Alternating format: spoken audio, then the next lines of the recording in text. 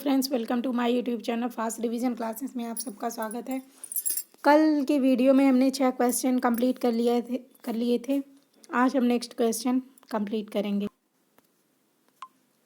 स्वाधीनता आंदोलन के दौरान हिंदी का किसका पर्याय बनी?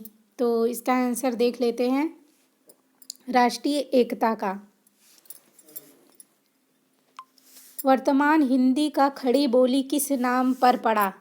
तो इसका आंसर हो जाएगा, इसमें खड़ी बोली की मात्रा का प्रयोग अधिक होता है। हम सीधे क्वेश्चन और आंसर कराते जाएंगे, जिससे आप लोगों को अधिक से अधिक क्वेश्चन देख पाएंगे। नेक्स्ट चलिए, व्याकरण में भाषा का विश्लेषण किस स्तर पर नहीं किया जाता है? आंसर हो जाएगा, शब्दावली तथा अनुवाद के स्तर पर। इनमें से कौन सी बोली राजस्थानी के संबंध में नहीं है? आंसर हो जाएगा इसका मगही। नेक्स्ट क्वेश्चन, बिहार बांग्ला उड़िया असमिया का जन्म अपभ्रंश के किस रूप से हुआ है? आंसर मागधी।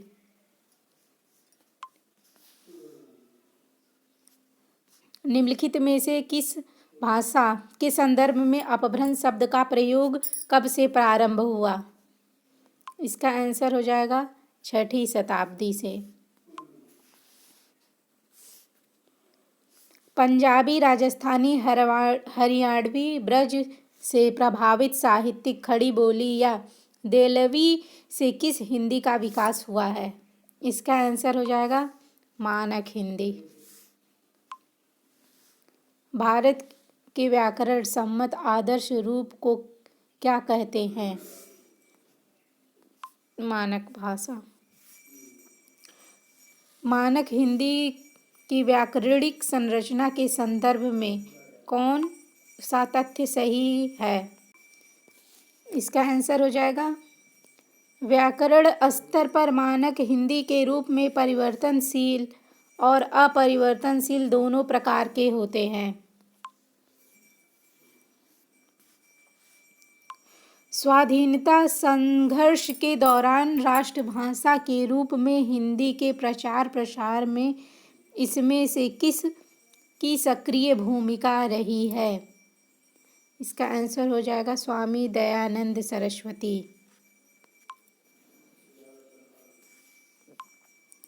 स्वाधीनता आंदोलन के समय राष्ट्रभाषा हिंदी के विकास के लिए इनमें से किसके सुझाव पर दक्षिण भारत हिंदी प्रचार सभा की स्थापना की गई? महात्मा गांधी।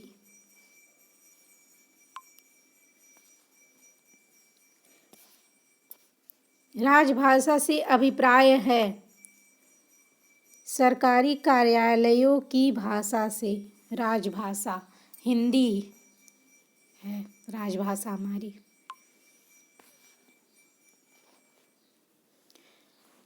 राजभाषा से अभिप्राय भारतीय कार्यालयों की भाषा। भारतीय संविधान द्वारा राजभाषा का गौरव हिंदी भाषा को प्राप्त है। हिंदी को 14 सितंबर 1949 में राजभाषा घोषित किया।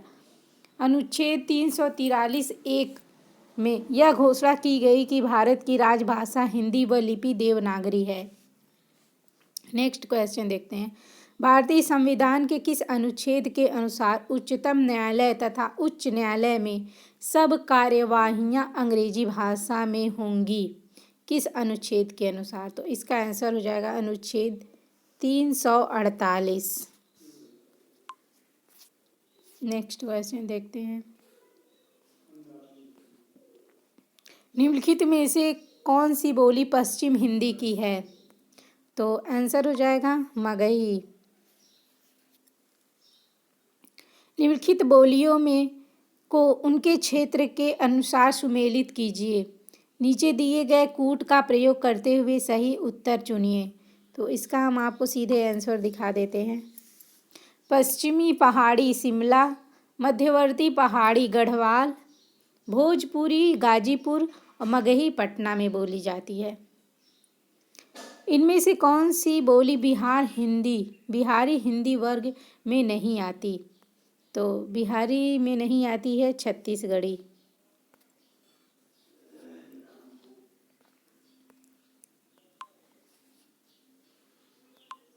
नेक्स्ट क्वेश्चन देखते हैं। हिंदी पर सामासिक संस्कृति के वहन का दायित्व संविधान के किस अनुच्छेद में निर्धारित है? इसका आंसर हो जाएगा 351 अनुच्छेद। चलिए अब नेक्स्ट पेज पे चलते हैं। आंसर हो जाएगा हिंदी प्रदेश के पश्चिमी भाग में स्थित बोलियों के सामूहिक नाम को क्या कहते हैं? उसको कहते हैं पश्चिमी हिंदी। तो चलिए नेक्स्ट पेज देख लेते हैं। इसका आंसर हो जाएगा पश्चिमी हिंदी।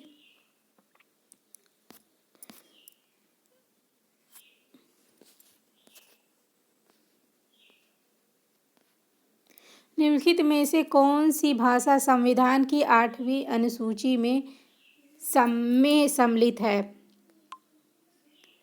तो नेपाली। बाकी आपको और भी इससे वीडियो को पॉज करके देख सकते हैं, इसमें और भी बहुत कुछ दिया गया है। हम केवल आपका क्वेश्चन और उसका आंसर करवा रहे हैं। निम्नलिखित में से कौन सी राजस्थानी की नहीं है? कौन सी राजस्थानी की नहीं है? तो आंसर हो जाएगा मारवाड़ी, मलयाली। भाषा शब्द किस धातु से बना है? भास धातु।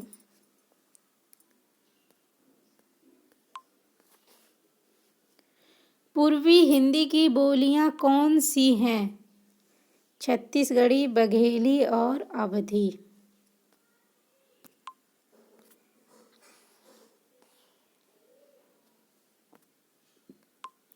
देवनागरी लिपि की वर्णमाला का क्रम वैज्ञानिक है कैसे? पहले स्वर और बाद में व्यंजन आता है।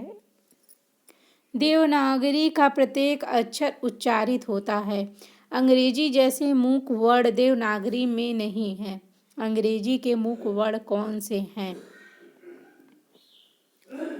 हाल, फर्स्ट एंड नाइफ के।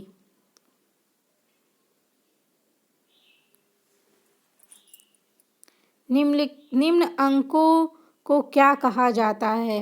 1, 2, 3, 4, 5, 6, 7, 8, 9 एंड 0। अंतर्राष्ट्रीय अंक कहते हैं इसको।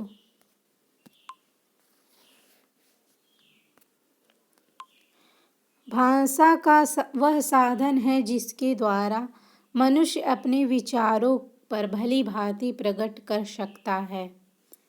इसको कहे थे कामता प्रसाद गुरु। देवनागरी में अ के 12 खड़ी का सुझाव किसने दिया? तो इसका आंसर हो जाएगा काका कालेकर। इसका आंसर हो जाएगा काका कालेकर।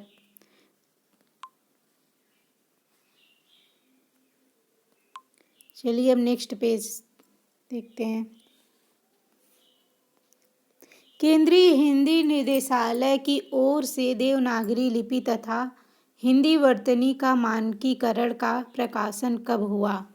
आंसर हो जाएगा 1983। आप लोगों को मैं ये क्वेश्चन अब दिखा देती हूँ। आप लोग इसको पुश करके सारे क्वेश्चन आंसर को अपने हिसाब से पढ़ लीजिएगा।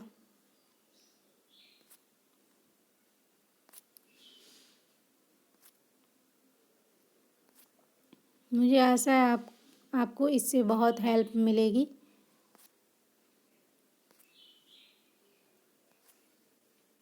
सारे क्वेश्चन को पढ़ पाना और उसको समझा पाना इतना आसान नहीं है, इसलिए मैं इसका फ़ोटो शेयर कर दे रही हूँ। आप इसको ज़रूर देखिएगा। इससे आपको ज़रूर ये आप लोगों के लिए हेल्पफुल होगा। वीडियो को देखते रहिएगा। चैनल को लाइक, शेयर एंड सब्सक्राइब करना मत भूलिएगा। Thanks for watching.